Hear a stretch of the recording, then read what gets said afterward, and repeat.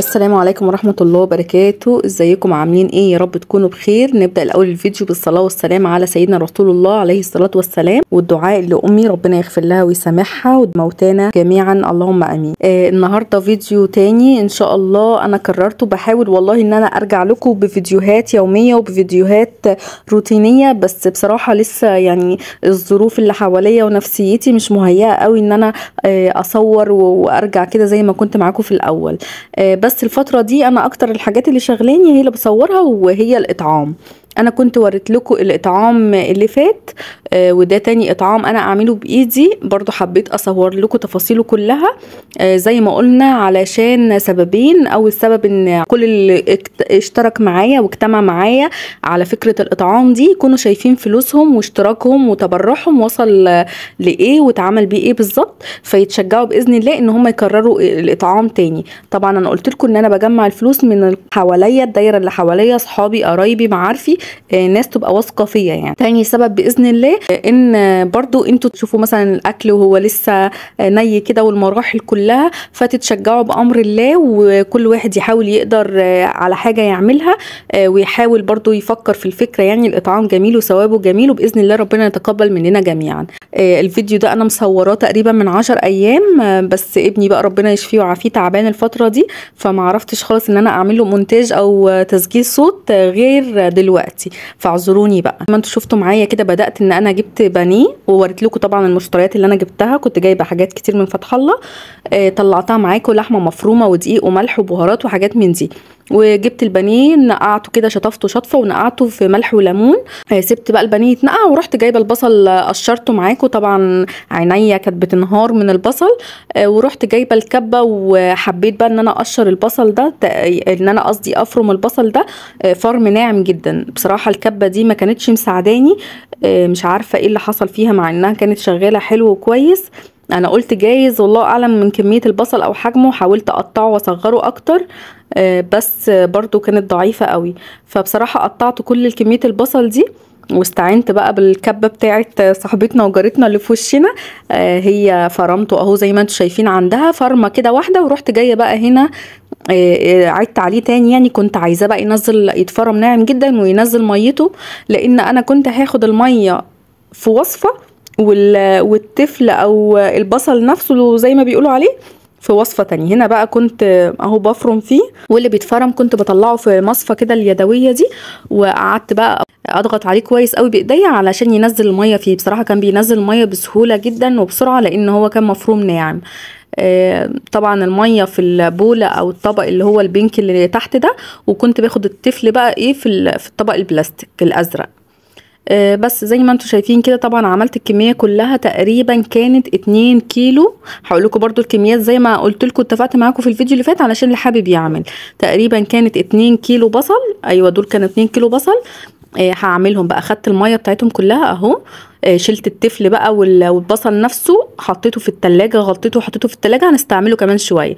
هنا بقى جبت الميه، وجبت حوالي 8 بيضات تقريبا، ايوه 8، وحطيتهم هنا على المية، وضربتهم كده بالمضرب اليدوي. وبعد كده رحت نازله عليه باللبن، تقريبا 1.5 كيلو لبن.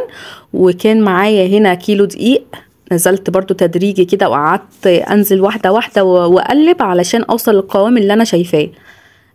مش عارفة حطيت البهارات ولا لسه، بس كنت حطيت ملح وفلفل وبهارات فراخ، وهنا حطيت الاحمر ده بابريكا اهي، وضربت كويس. وقمت برضو شلت البانيه اللي موجود ده، كان بسم الله ما شاء الله 6 كيلو بانيه.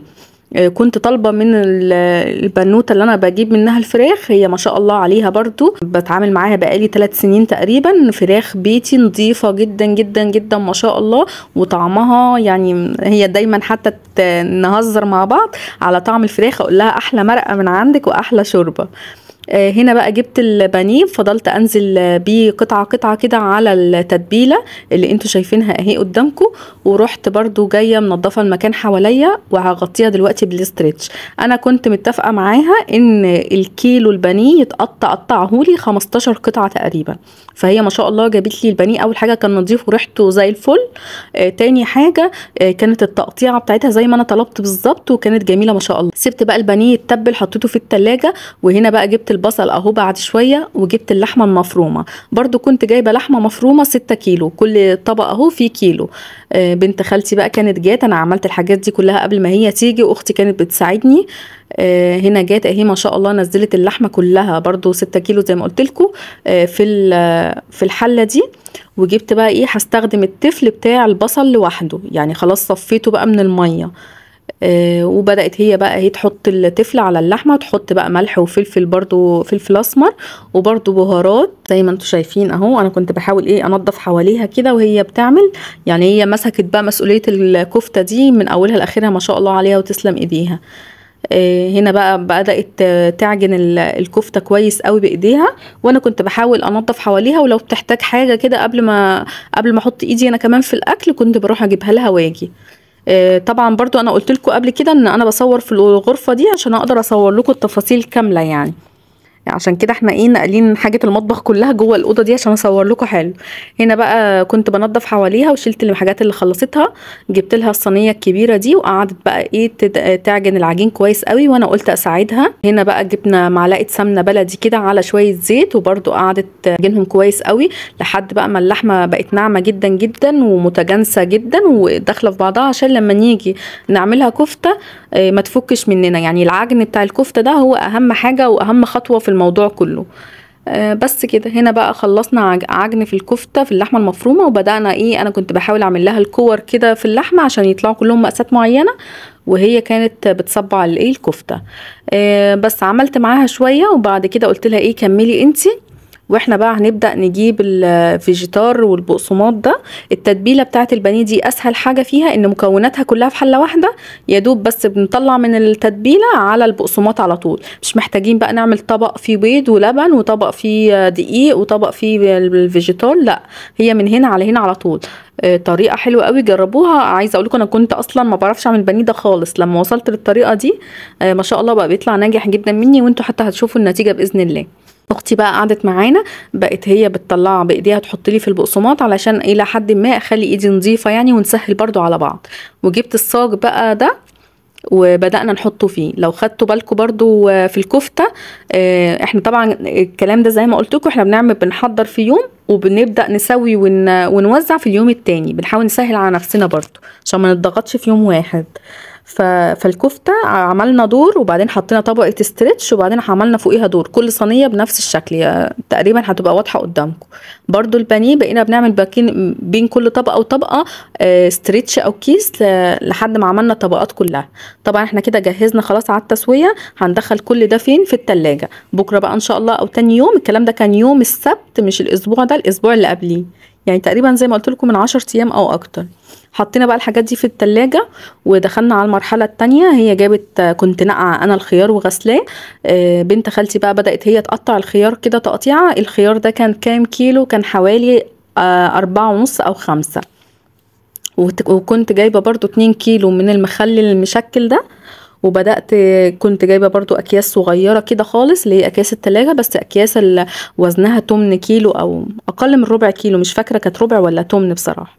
بدأت بقى بالمعلقة ايه كده أقسم المخلل في أكياس صغيرة، عشان لما نيجي نوزع في الأطباق نحط على طول الكيس يعني يبقى جاهز، مش لسه. كل دي تحضيرات اليوم الأول. تمام اهو زي ما انتم شايفين، هي ما شاء الله هي قربت تخلص الخيار، وانا خلصت المخللات كلها. هنا بقى ده كان تاني يوم. ايوه ده كده كان تاني يوم. تاني يوم بقى جبت الصاج اهو زي ما انتم شايفين، شلت طبقة الاسترتش وبدأت اوزع بقى عشان طبعا الحاجة تدخل الفرن.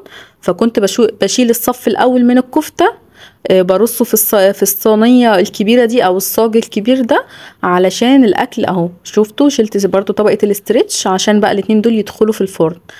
قلت لكم قبل كده ان البوتاجاز هنا عندي او الفرن صغير، فما كانش بياخد حاجات كتير، فكنت بعمل تدريجي. حطيت بقى الكفتة، وكان لسه فاضل صينية او صاج تاني كبير برضو فيه دورين. قلت لما دول يستووا كده يدخلوا في السوا ويكشوا، بدأت ايه اضمهم على بعض لحد ما الاكل يستوي.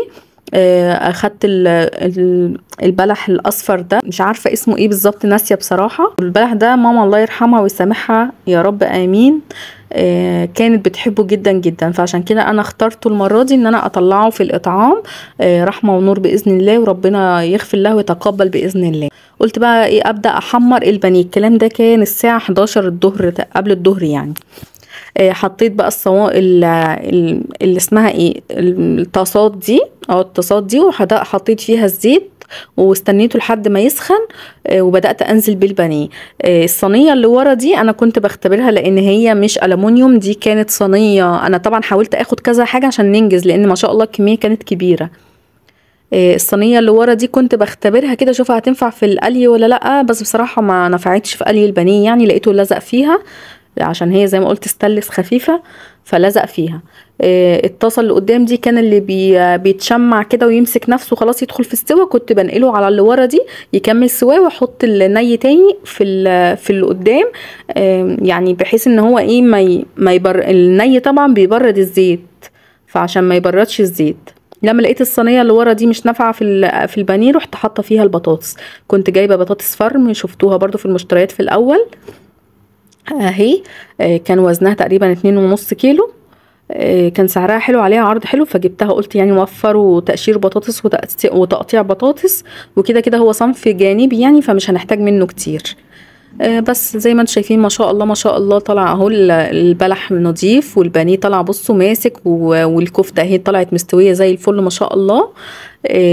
اخدت بقى ايه، اختي وقفت هي تكمل بقيه البانيه. بصوا انا كنت بوريلكم بقى الحاجه ماشيه ازاي اهو، اللي بيطلع بصوا كان في ما شاء الله. وبرده جارتنا اللي قدامنا اخدت شويه بانيه كتير بقت بتقليهم هي في البيت.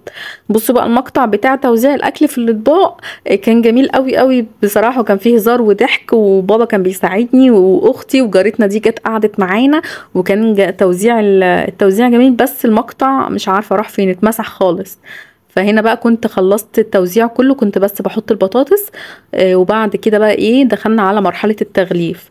طبعا في التوزيع كنت حاطه اهي الورقه قدامي فيها الاسامي بعدد الافراد. احنا بنقسم او بنوزع على اسر متعففه زي ما قلنا، فانا محضره كده لستة اسر بعددها، بالاطفال بالكبار، فكنت بحط في كل طبق على عدد، وعلى يعني على قد الاسره، العيش والبانيه والكفته والخيار والمخلل زي ما انتم شايفين اهو. يعني مثلا الوجبه اللي دلوقتي بتتغلف دي وجبه طبق 3 اطباق اهو لاسره واحده، مثلا اسره مثلا 5 افراد 4 افراد 6 افراد حسب بقى عددهم كنا بنوزع. وجارتنا اهي هي بتكتب الاسامي على بتناول لي الاطباق انا وبابا، وبتكتب الاسامي وعلى الاكياس يعني عشان الحاجه ما تتلخبطش واحنا بنغلف. واختي حتى ناولتني البطاطس، كانت لسه واقفه بتحمر بطاطس، يعني كان كله اتوزع، كان فاضل بس بقيه البطاطس. كانت هي بقى بتحمر بقيه البطاطس، واللي بيخلص بتجيبه بحيث ان انا ايه احطه برده في قبل ما اغلف.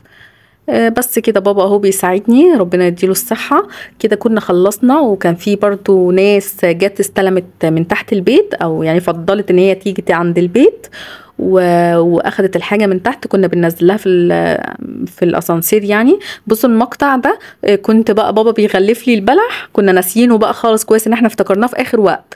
كان بيحط البلح في اكياس برضو على عدد الاسر، وانا بحطه جوه الكيس الكبير.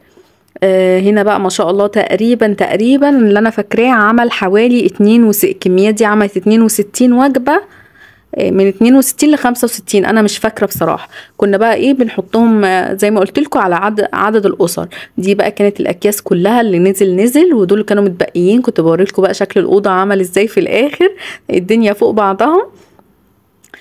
بس كده اخدت بقى الاكياس انا وبابا ونزلنا نوزعها على اصحاب نصيبهم. ربنا يا رب يرزق الجميع، وربنا يتقبل مننا ويوسع على الجميع، وما يحوجش اي حد باذن الله يا رب. وطبعا يعني ده كان يوم اهو الاطعام. حبيت اوريلكم كده واحنا ماشيين في العربيه، اوريلكم المكان بتاعنا والبلد بتاعتنا.